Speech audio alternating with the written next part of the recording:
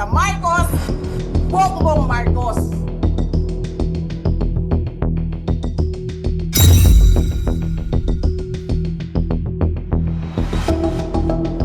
Ang nauna naman na order ng final ng lawyers namin was an MR to lift that order of contempt because they said that was the procedure. If they were not able to rule on that, how were they able to come up with an order, to transfer me to the women's correctional in the dead of the night? I mean, bakit ganun? Wala na bang rights yung mga tao? They just keep your room and then just get...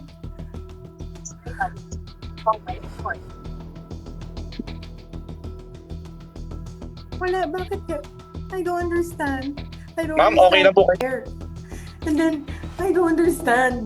Parang ganun ba yun? Ganun ba ang nangyayari sa bansa natin? They just parang badger and go to your room and then demand you to go with them? What if I didn't know that I had to get a lawyer? So I demanded, I said, I am not leaving this room until my lawyer comes.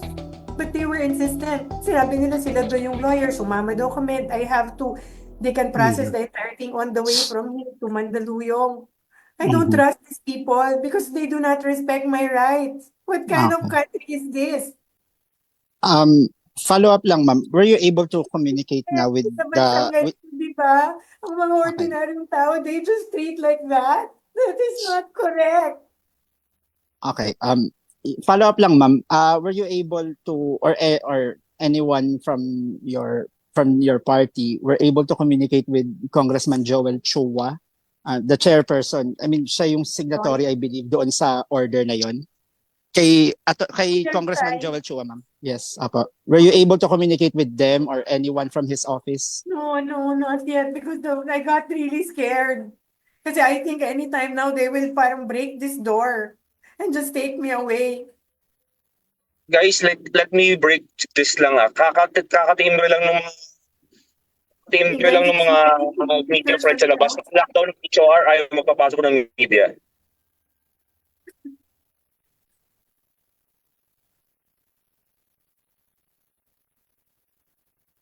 Kind of country is this ba?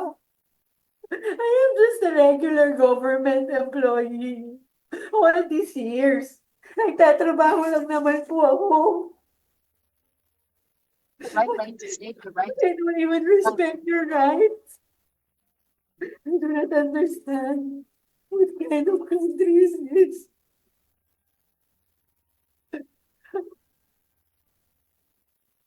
I'm so scared because I'm sure they're going to break that door anytime now. Alam nyo, ginawa ko, tilagay ko yung katre, yung double deck na bed, pinush ko sa door para hindi sila makapasok. I'm so scared.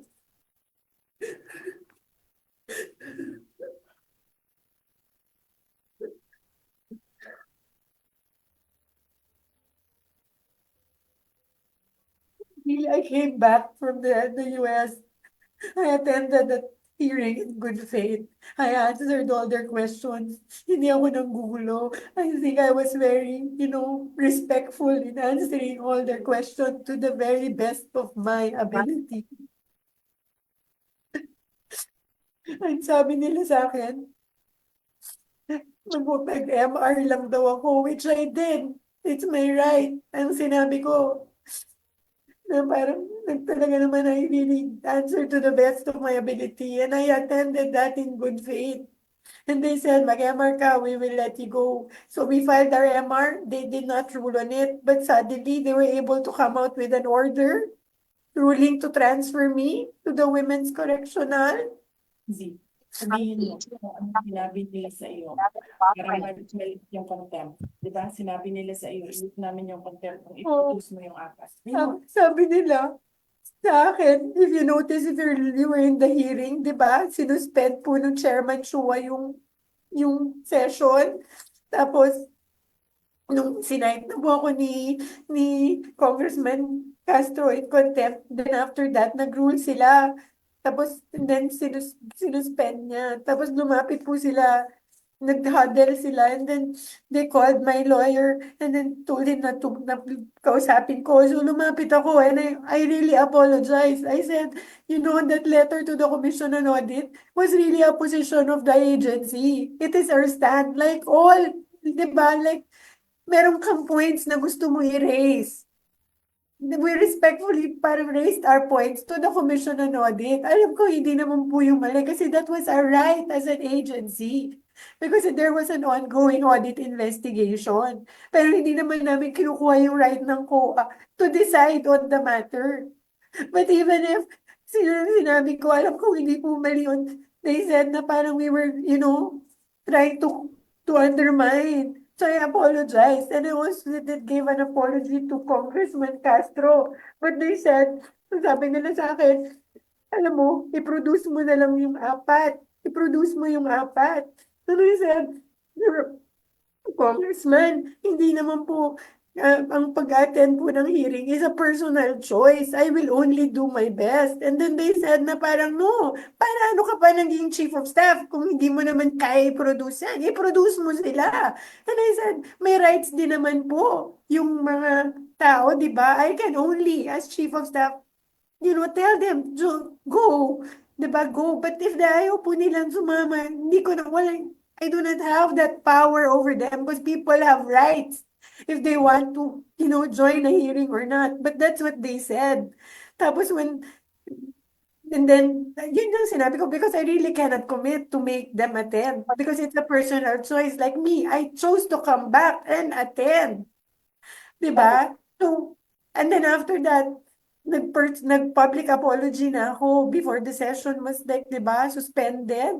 Nag-public apology din ako kay Congressman Castro and I made it, parang I raised again to please leave that order because wala naman talaga intention ng Office of the Vice President, to undermine either the Commission on Audit or the House of Representatives in their powers.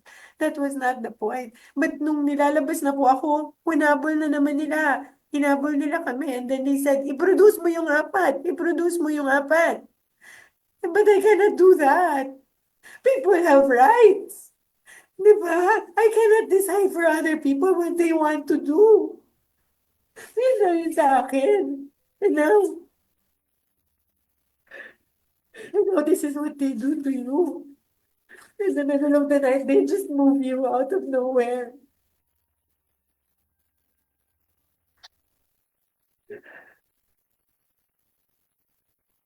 How can I produce people, diba? How can I do that? I can only produce myself. And which I have done.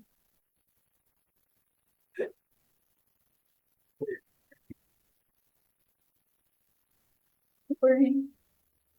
Hindi ko na alam ano nangyayari sa bansa na to. Wala sa batas. Leaving this room. I have my rights. I am not leaving this room. Hello, good morning from Canada. Pwedeng magtanong? Yes. Yes, sir. You can proceed. Sir GC, salamat. Salamat din kay Doc Lauren Badoy na binigyan ako ng link. Attorney, bakit biglaan yung desisyon na yan na ilipat? Anong nag-trigger talaga? Right on I-15 Dawson Road. Hindi ko po alam. Hindi ko po alam. Okay. Hindi ko po alam, sir. I cannot answer. I just know that I was served that in the middle of the night. They demanded to get my phone. We don't have a phone. That's why we're calling from this laptop, like the Viber. We're calling the lawyer from here. Mhm. Because I don't have a phone to contact anyone. My God. I mean, why would they do that to you, di ba? Am I like an accused? Did I, murder anyone? I'm just a regular government employee. I don't understand. Thank you, attorney. Nandito lang kami, attorney, sa Montreal. Nag-aabang kami, nagbabantay. Kahit nasa malayo kami. Thank you.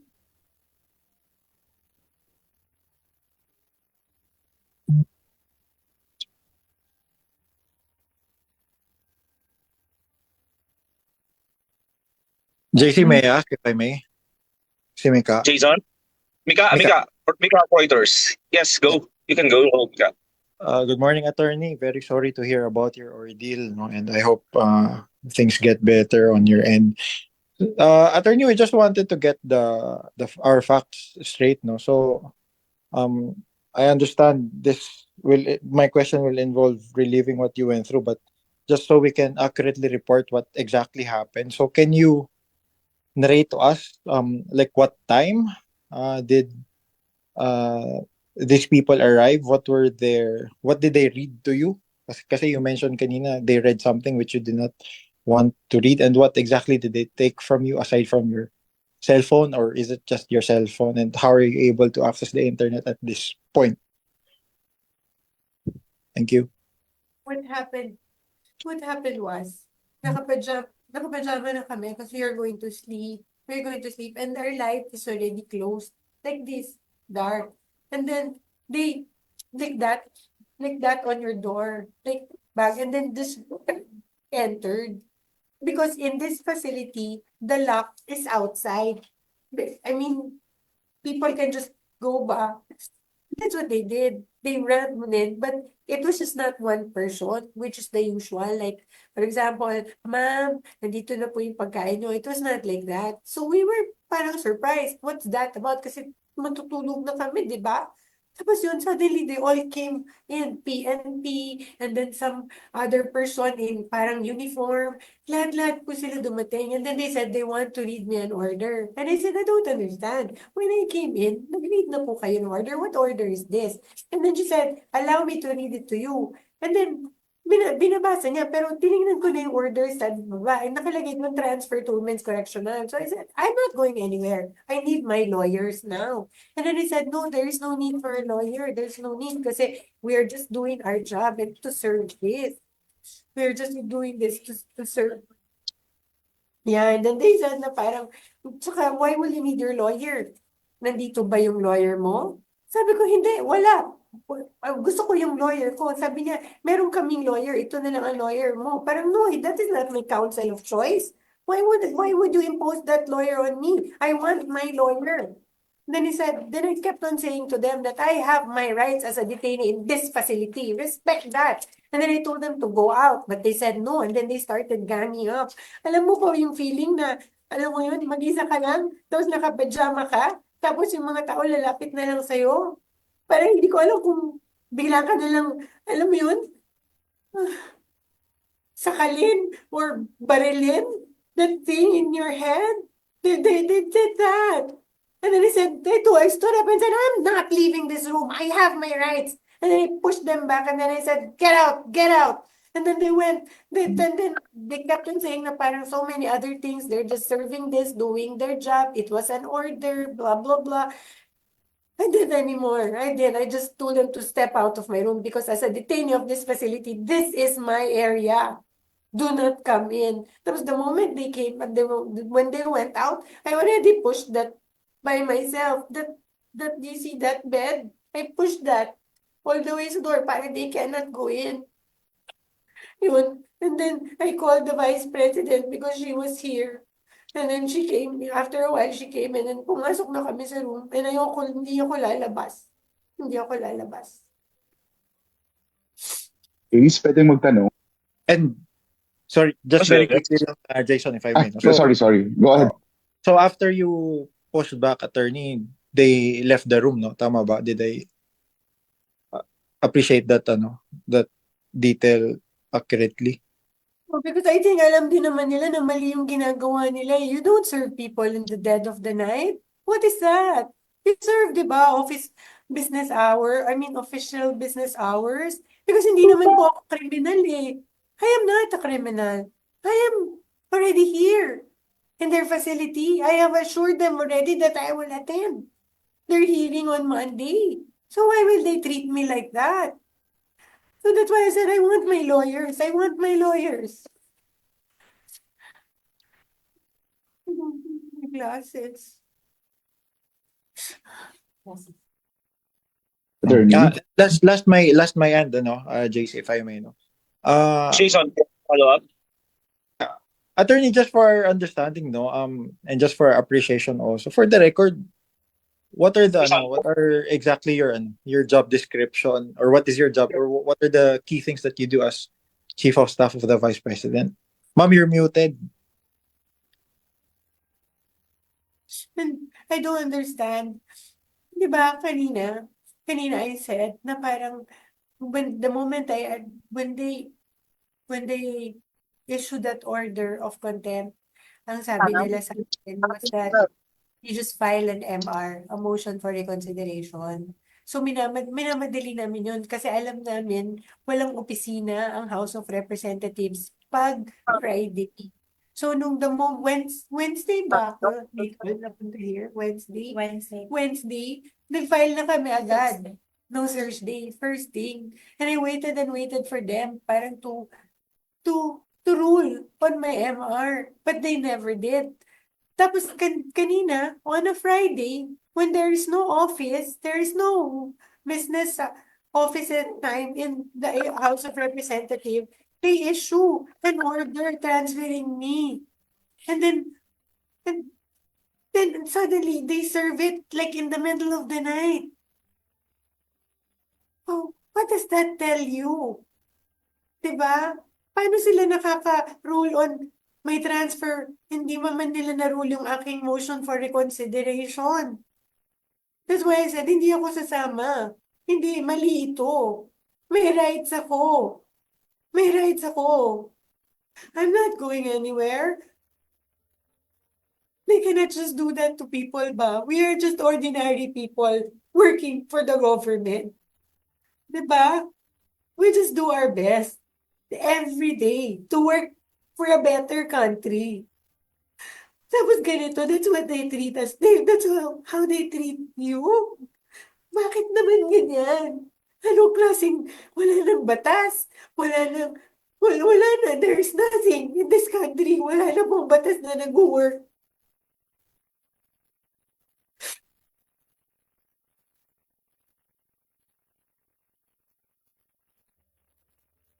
No. Ace, pwedeng magtanong.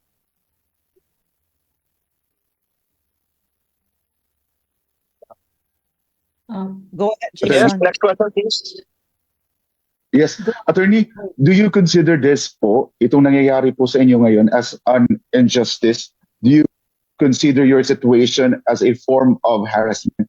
And my follow-up question po, Attorney, sa nangyayari po ngayon, sa ginagawa po sa Office of the Vice President, can we still trust this government?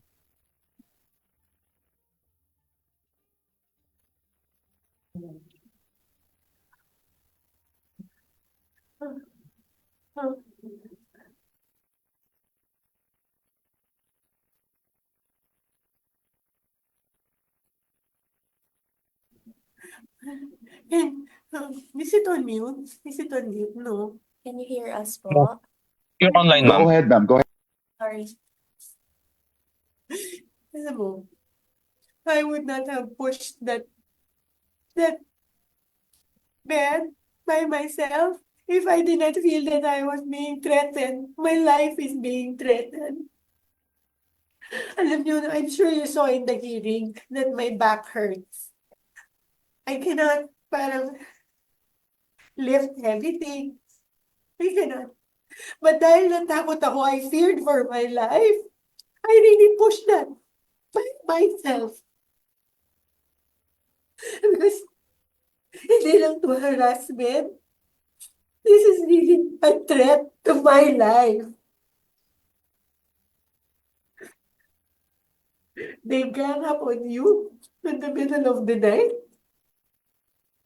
Huh? How is that done? This is not a threat to my life. Alam nila that I'm sick. I have said that repeatedly when their doctor came here. And they bring 9, 10 people to serve you in the middle of the night in your pajamas. This is a threat to my life. It's not harassment. Yes, ma'am, we feel you. That's what they did po sa Kingdom of Jesus Christ. But my follow-up question, ma'am, can we still trust this government? sa nangyayari po ngayon sa OVP, sa ginagawa po nila against the office of the President, can we still trust this government? Wala nang batas sa bansang ito. Wala na pong batas. Kawawa naman po ang Pilipino.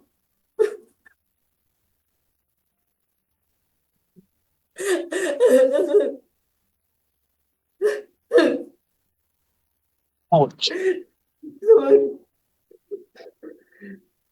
Ayoko na. Masakit na ang likod ko. Ayoko na. Ayoko na. Jay. I hope pwede tayo magtanong, ano? Oh. Nag-message ako, Alis ka na, mag-rest ka na. And then, nasaan na yung Dr. Nix?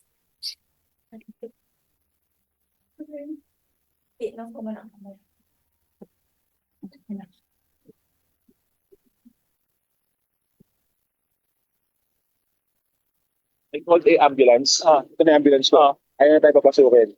Yeah, pumasok ako. Maybe you can record the whole thing. Yeah. There's an ambulance here right now. Yeah. Pumasok ako sa Zoom meeting eh. Pero, Ian, video mo Hi. ayaw papasukin yung ambulance siya.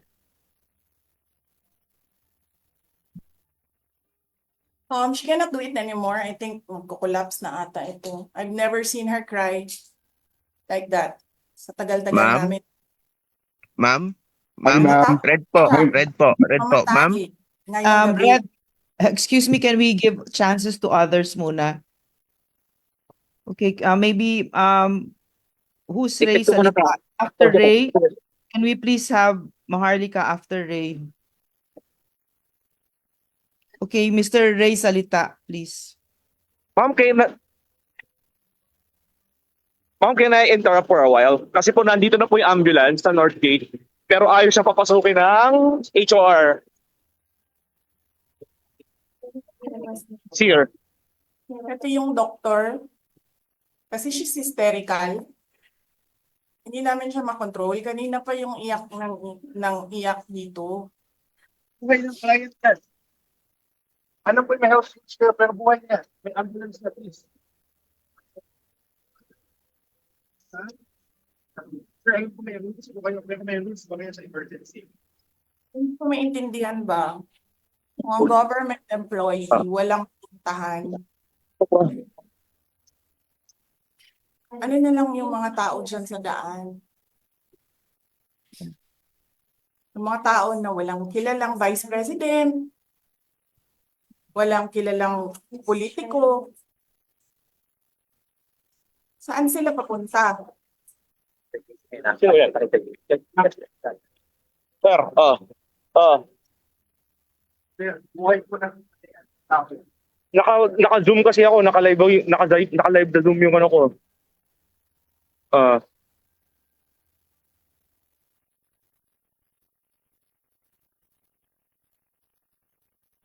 Okay.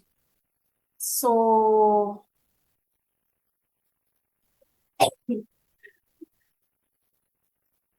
she seem consolable. Can I just, moderate? JC, ako na lang mag-moderate. You can hear me, no? Yes, ma'am. Yes, ma'am. Okay. Yes, Jason, you're raising your hand. Yes, ma'am. My question po, sa nangyayari Yes. po ngayon dito po sa Office of the Vice President at ngayon tinap na po nila yung mga kapulisan. Can we still trust this government, ma'am? Sinabi kayo na ako nagpe-preside. Okay. Yes, sinabi ko na yan noong press con ko, di ba? Don't recognize anybody above me.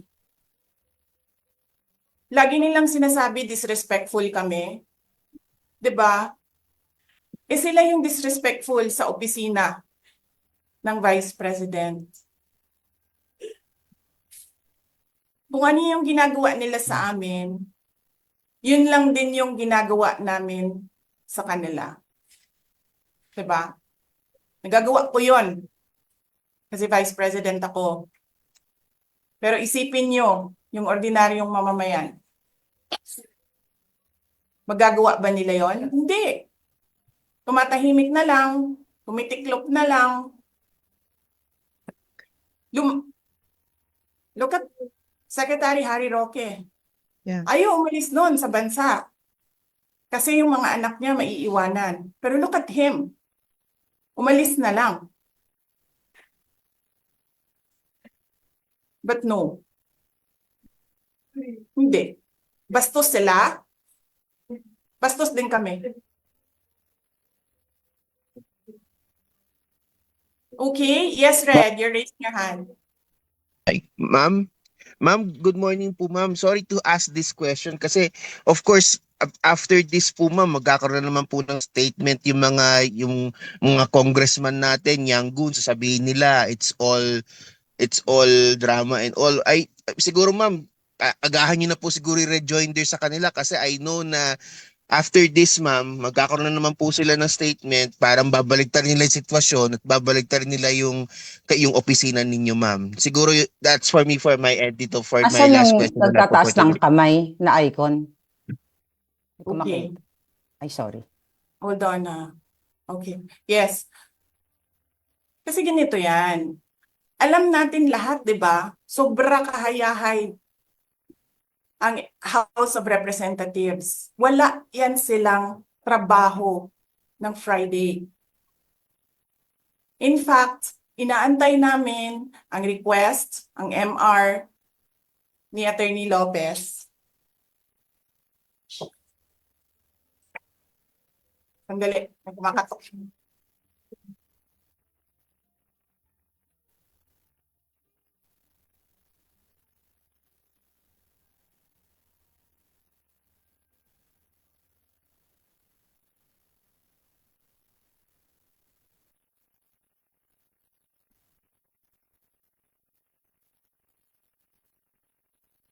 Maharlika, nakita mo na?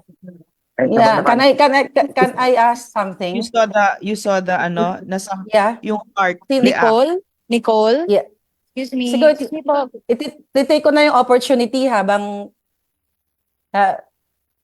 oo, nakita ko na.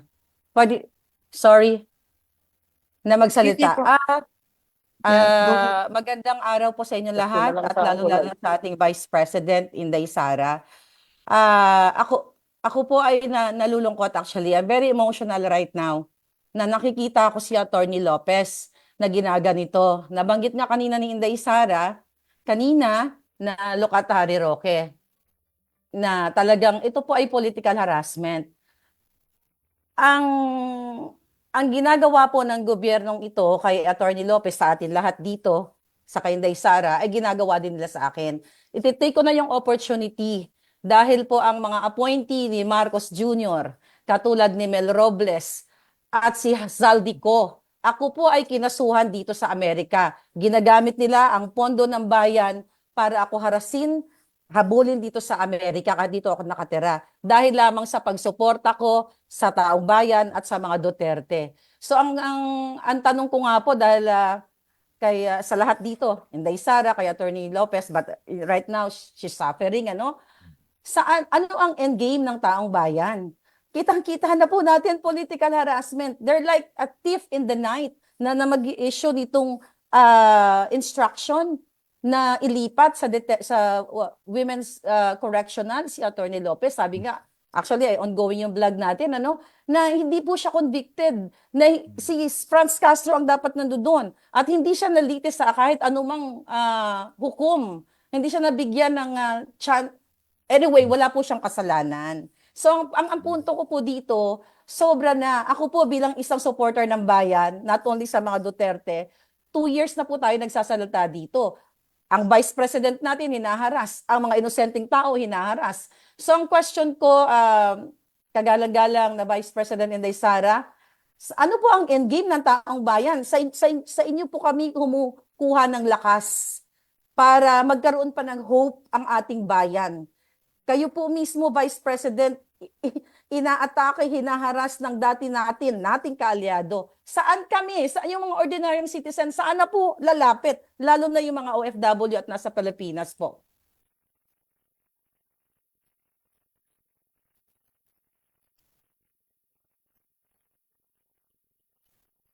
Ay, sorry.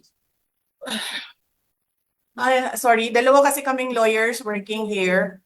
Ako yung nasa loob na lawyer, nasa loob ng room. And then there's another lawyer outside of the room. So dalawa kami na nagtatrabaho. So yes. So alam namin na walang trabaho ang House of Representatives pag Friday. And then suddenly, kanina, yun na nga, sinabi niya kung anong nangyari dito na side. Tinawagan niya ako, sabi niya, you need to come because I need a lawyer. So pagdating ko dito, I told them I'm the lawyer. Pumasok ako. And then I read the order. And then while I was reading the first order, another order came in. And then, nakita ko doon sa order nila na parang by unanimous vote, parang ganyan. And then sa akin naman, parang paano kayo nag-meeting? Wala nga kayong trabaho pag Friday. Sobra kahayahay ninyo ng mga tao. Kaming lahat sa Office of the Vice President, Monday to Friday ang mga trabaho namin. Sa ibang opisina, Monday to Friday. I'm not saying na bawal yan. But, alam mo yon, that is something that civil service should think about. May mga opisina ng gobyerno, 4 na araw lang pumapasok. Yung iba, 5 araw pumapasok. Nandyan sa daan, sa init, sa ulan, nandun sa bundok, naglalakad, tumatawid ng mga sapa. Monday to Friday, mga government employees. And then we have a House of Representatives. Monday to Thursday lang ang trabaho.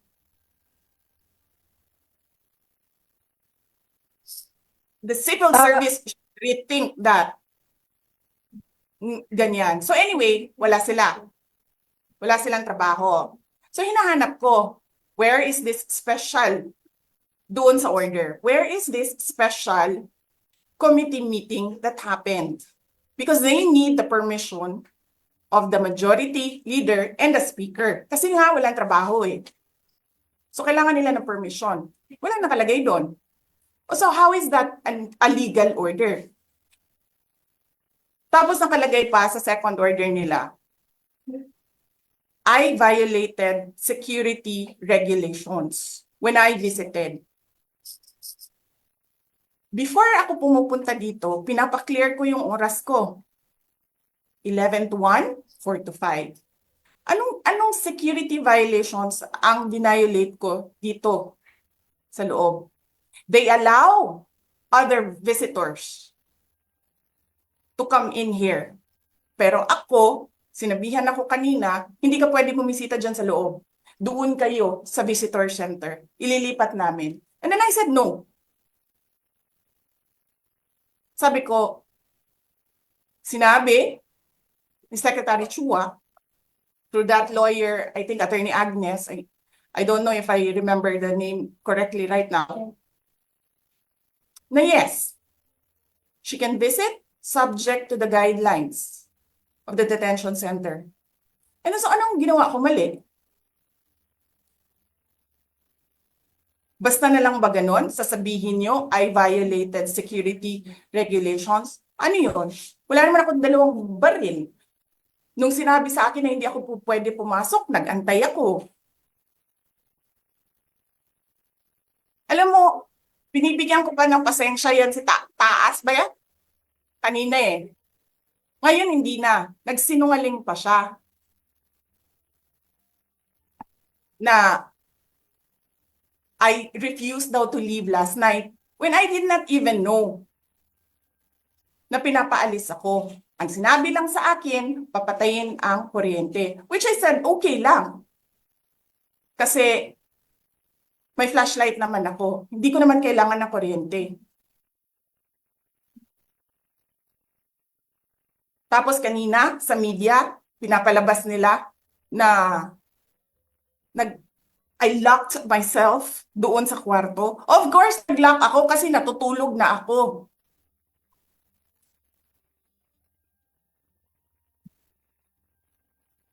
Tapos, what?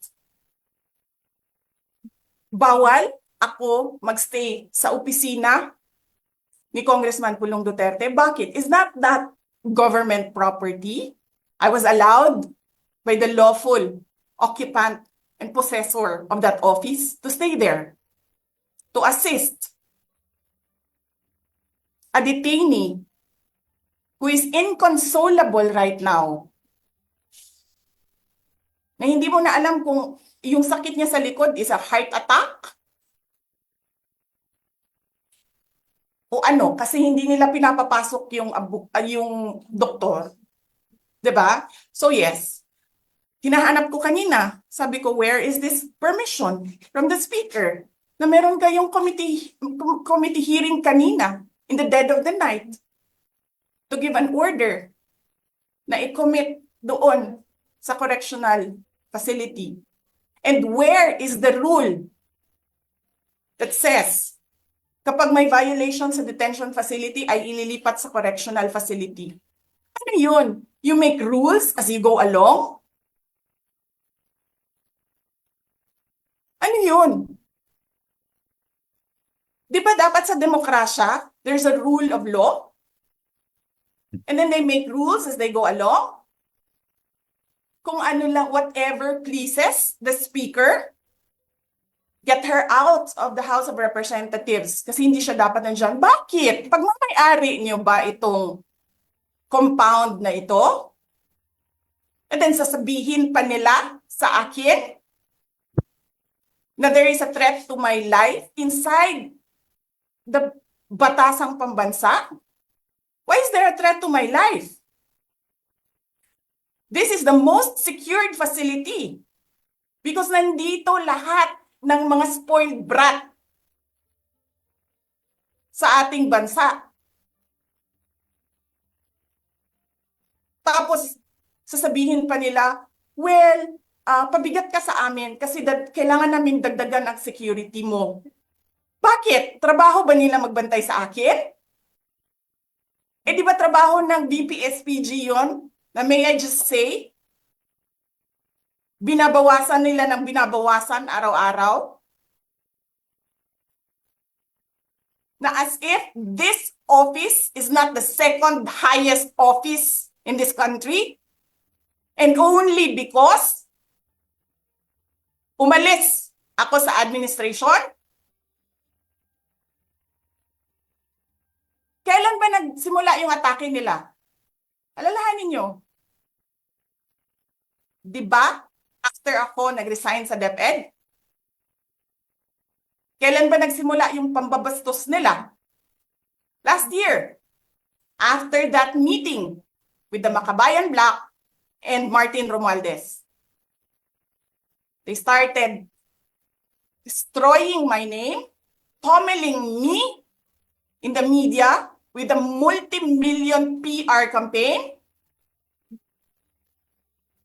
Pinastos pa nila ako ng mga pagsisinungaling nila na kesyo taksil, kesyo korap, abusado. Putang ina ninyo!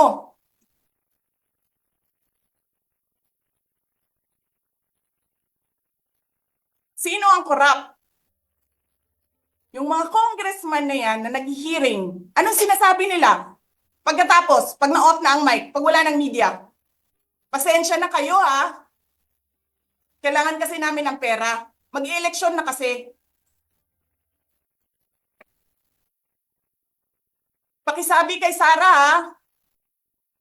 Hindi ko naman gusto tong ginagawa ko eh. Eh putang ina, hindi mo pala gusto ginagawa mo eh. Bakit mo sinisira pangalan ko? Joel Chua.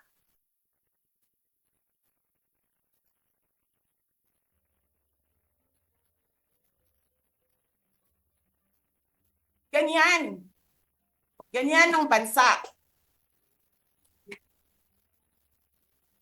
This country is going to hell because we are led by a person who doesn't know how to be a president and who is a liar.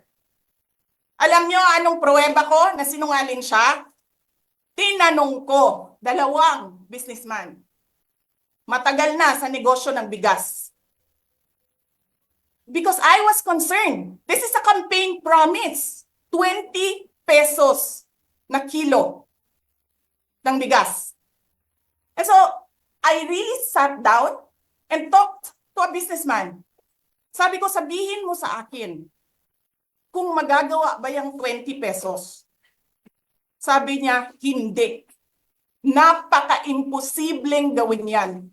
Because more than 20 pesos, ang cost. Paano ka magbenta ng palugi? So, tinanong ko, nagsinungaling ba siya nung sinabi niya? And then he said outright, yes. It's either he did not know what he was talking about, that's so incompetent, or he was lying through his teeth to get the votes of people. Putang ina ninyong lahat. Martin Romualdez, Lisa Marcos, Bongbong Marcos.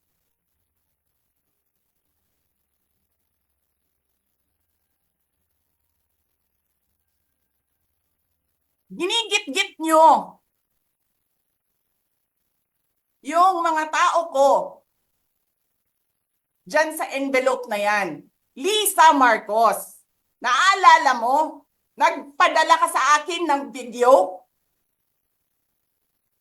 Sinabihan mo ako saan kukunin ang pera.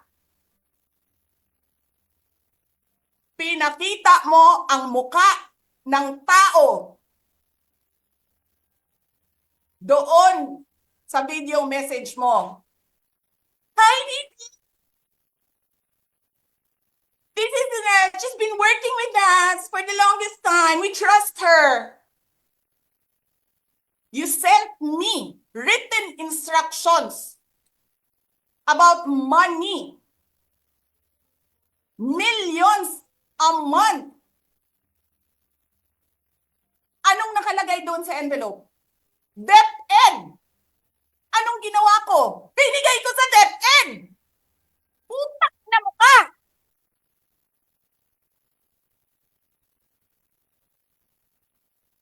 Wala ka ngang posisyon sa gobyerno, namimigay ka ng pera ng gobyerno eh.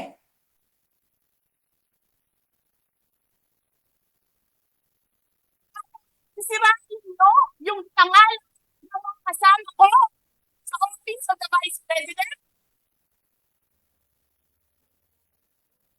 Sasabihin nyo sa mga tao, nakaw yan, confidential funds yan. Niwala nga kayong isang proof na confidential funds yan. Naniwala lang kayo sa isang babae na ang pangalan ay Gloria Mercado na nagsabi confidential funds yan, na hindi nyo nga nilabas na wala pang confidential funds, meron ng white envelope. Kasi 2022 pa lang, tangina mo ka, may utos na ng pera sa DepEd. Tapos kami yung nagsisinungaling? Nagpipigil ako eh. Kasi gusto ko lang magtrabaho. Gusto ko lang tapusin nyo na yung ng show ninyo dyan sa House of Representatives para makabalik na kami sa trabaho namin.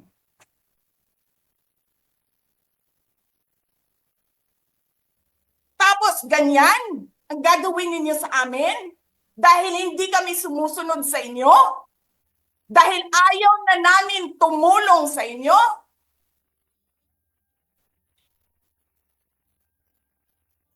Ganito gagawin ninyo?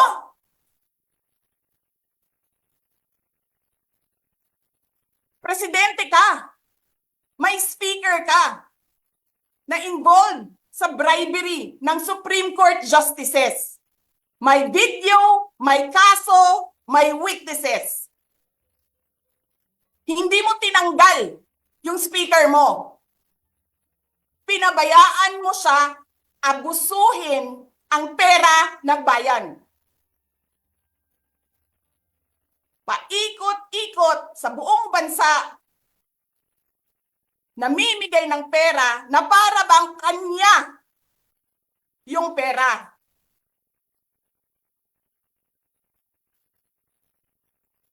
Di ba nga, lagi niyo sinasabi separation of powers? Anong trabaho ng legislative branch? Gumawa ng batas. Anong ginagawa ni Martin Romualdez? Nagdidirect ng DSWD, namimigay ng ayuda,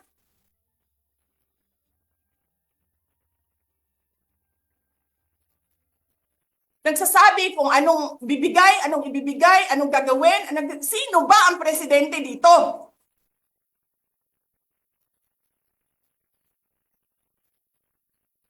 Alam nyo, alam namin, mali ang ginagawa ninyo. Sinabihan ko lang mga kasama ko sa Office of the Vice President, pasensya na, sumunod na lang tayo para matapos na sila. Tapos ganito ang gagawin ninyo?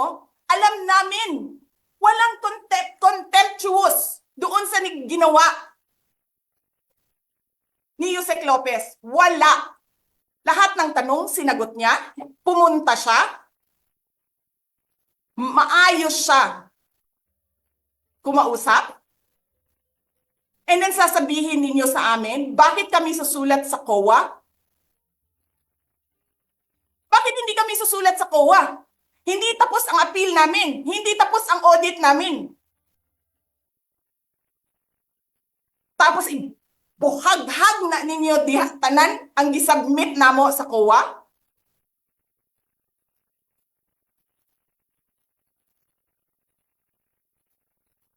Tama ba yun? I have a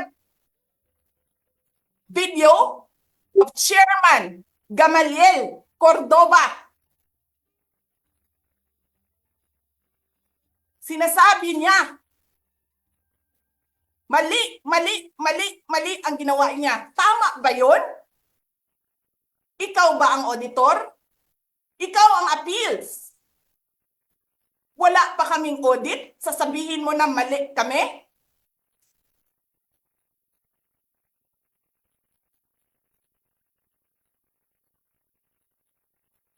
Ang ina ninyo.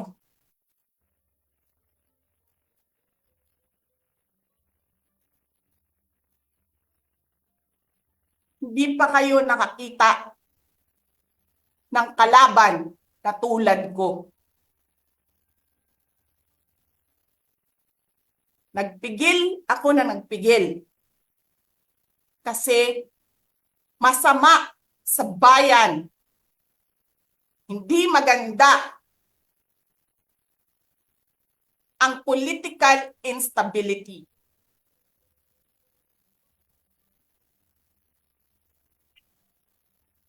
Pinabayaan ko kayo sirain ng pangalan ko kasi I have nothing to lose.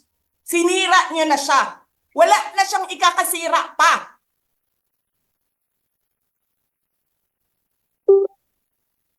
Tapos ganito ang gagawin niyo.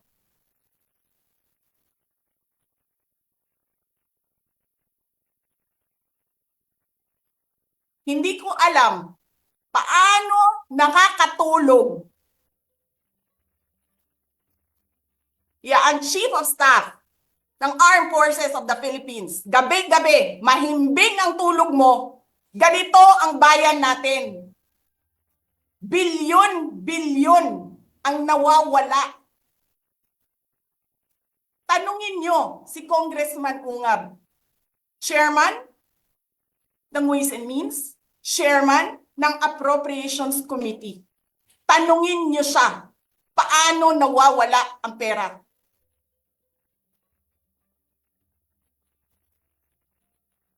Paano nyo ginagel ang pera ng Department of Education? Martin Romualdez. Inattach nyo ang projects na hindi man lang dumaan sa paaralan, sa SDS, sa region, even sa central office. Basta na lang listahan ng mga congressman. 19 billion. Tapos, nung 1 billion na lang ang naiwan sa DepEd, anong ginawa nyo? Kinuha nyo ang 5 billion sa repairs, nilipat nyo para mukhang lumaki ang pera.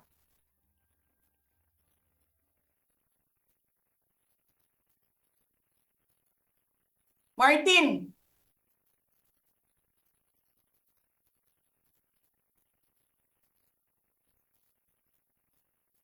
nangangampanya tayo. Nakasakay tayo sa eroplano. Magkatabi tayo. Nagrereklamo ka, putang ina ka, walang pera. Kasi, ano sabi mo?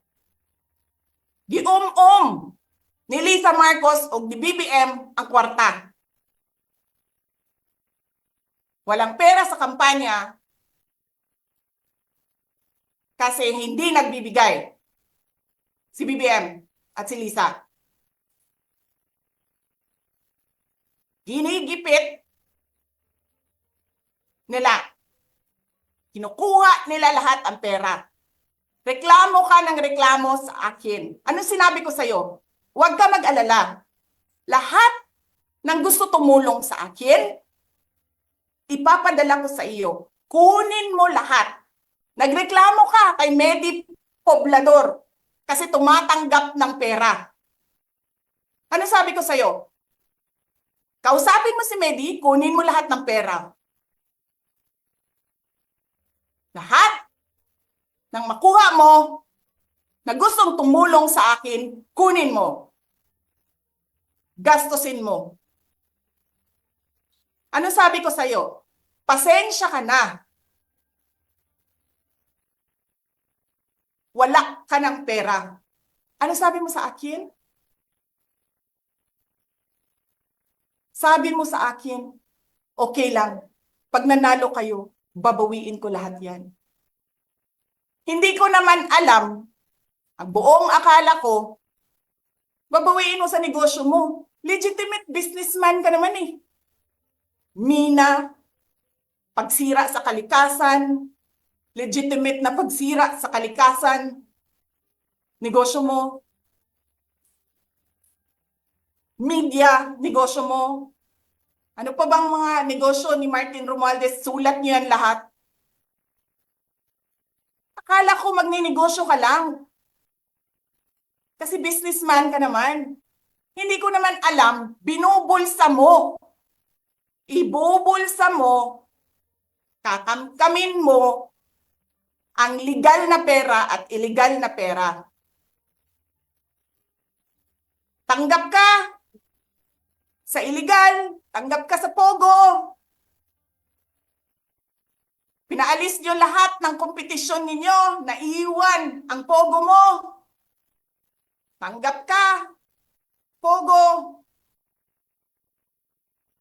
May nagsasabi pa, tumatanggap ka sa smuggling, sa droga.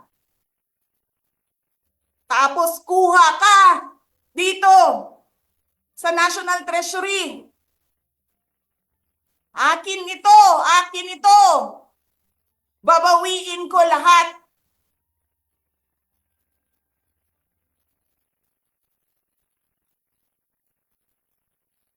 Masakit sa akin, Martin, hindi yung pagsira ng pangalan ko eh.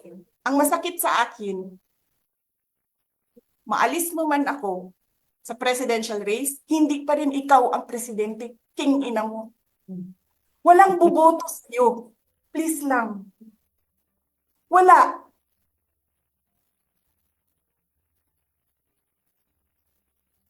Hindi ka nga dumadaan ng contest eh. Kasi wala kang kalaban sa Tacloban. Kasi binibili mo, pinapakidnap mo, hinaharas mo ang mga kalaban mo. Hindi ka dumaan ng contest. Ang alam mo lang, kasi mayaman ka, bibiliin ko lahat ng tao ng pera. Kay pobre man mong tanan, kwarta na may inyo. There is nothing in you except money. Yan lang. Martin, harapin mo yung katotohanan. Walang Puking ina, walang boboto sa'yo. Senador man, Vice President man, President man, walang boboto sa'yo. Hindi ko nga alam kung mananalo ka pa ngayon sa Tacloban eh. Palamang hindi na.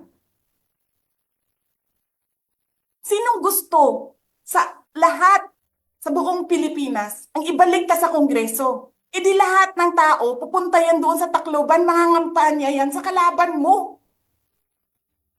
Kasi magnanakaw ka. Hindi ka dumadaan sa audit.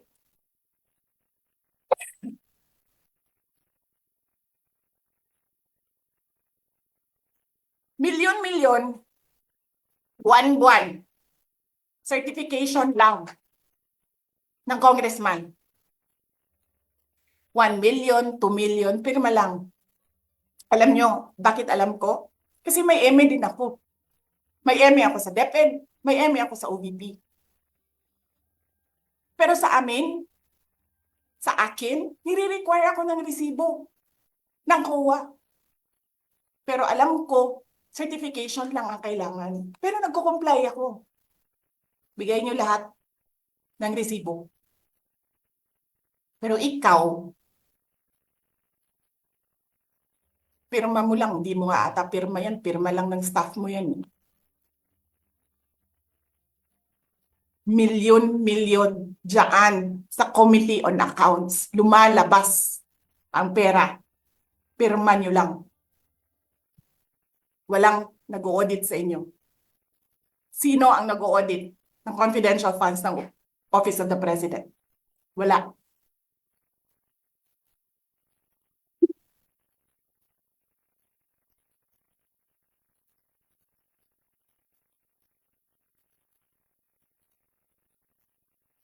Yan ang Pilipinas. Yan ang bagong Pilipinas.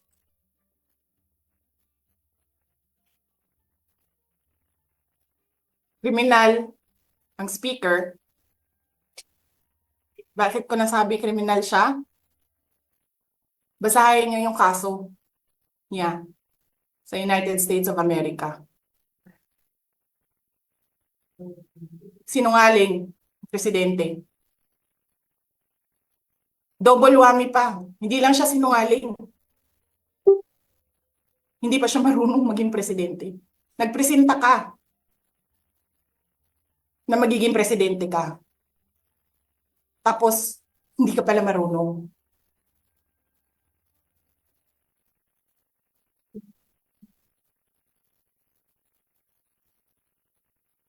Sarap-sarap ng kain ninyo, buffet, dyan, dito, sa House of Representatives. Alak, lahat. Lahat ng juice, lahat ng mamahaling wine.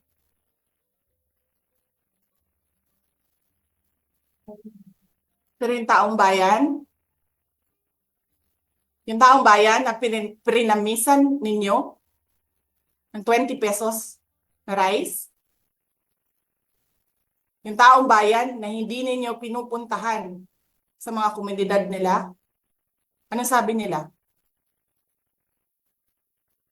Asin lang, okay na mi, anad naman mi, ana. Ganyan ang bayan natin. Okay na lang kami sa asin. Saan ka nakahanap ng bayan na ang tao, because of their hopelessness, because there is no functioning government, umukay na lang sa asin.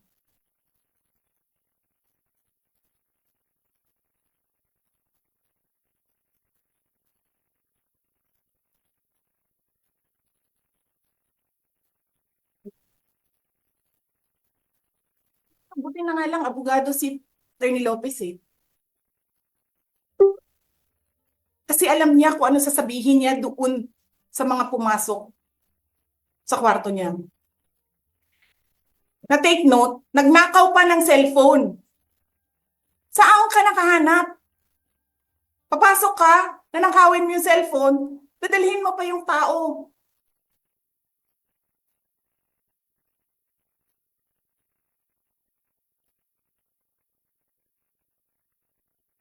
Diba? Princess, you're raising your hand.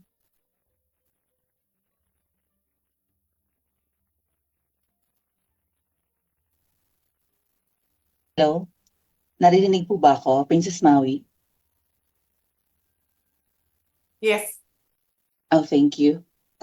Good morning po, Madam Vice President. Thank you so much nga po pala sa dala niyong hopya nung hearing na pumunta kayo for PRRD. Kami yung nasa likod niyo po, yung tinawag nilang bastos kasi pumalak pa kami because of Congresswoman Cardema. Ayan. Thank you, ma'am. Nakakain kami. Ako po'y natatakot kumain ng pagkain doon baka mamaya. Ma'am, mag-iingat po kayo. Nasa teritoryo kayo ng kalaban. Okay lang Nag-aalala po dito, kami para ma'am, sa kasi inyo. sila naman nauna eh. Sila talaga yung bastos eh. You reap Opo, what you okay. sow. Yeah. Mag-iingat po kayo kasi sa dinami-rami po ng inyong mga pasabog ngayong gabi, it seems like marami po talaga kayong alam about them, no? Dahil sa pagkakasama niyo sa kanila during the campaign and during the 2022 elections. Baka po mamaya kasi totoo yung mga naririnig namin or yung, I don't know if it's true, na meron daw silang Operation Romanovs and baka bala kayong ubusin ang inyong pamilya dahil hadlang kayo sa kanilang mga balakin in the future. So mag-iingat po kayo. Kami po kasi kami ng EDSA Friday Group, kami yung bumababa every Friday dyan sa EDSA because we believe yan yung tamang venue sa dinami-rami na ng problema natin. Ang kaya lang naman po namin gawin ay manawagan na bumaba na yan. Eh ano po kaya ang remedy naman ninyong mga nasa posisyon or ng mga kayang labanan itong napakarami na pong ginagawang korupsyon at krimen laban sa taong bayan? Ano po ang pwede nyo maging remedy para matapos na ito, lalo't nagsisigaw na po ang taong bayan na mag-people power na? Yes. Huwag kang mag-alala, ma'am, sa security ko. Kasi may kinausap na ako na tao. Sinabi ko sa kanya, kapag pinatay ako, patayin mo si BBM, si Lisa Araneta, at si Martin Romualdez. No joke. No joke. Nagdilin na ako, ma'am. Pag namatay ako, sabi ko, huwag ka tumigil hanggang hindi mo mapatay sila. And then he said yes. So, alam mo, ma'am, yan ang lagi kong sinasabi sa Makabayan Blog nung mayor pa ako. Ang laban, wala dyan sa EDSA, ma'am. Wala dyan sa mga highway. Ang laban, ma'am, nandun sa loob ng palasyo. Yan ang problema. We appreciate yung expression ninyo ng disgust, ng pagkamuhi, ng hopelessness, kasi it reflects kung ano yung nararamdaman ng marami, milyon. Alam ko yan, ma'am, kasi kahit saan ako pumunta, ako ang sinasabihan, binoto namin yan dahil sinabi mo, iboto namin.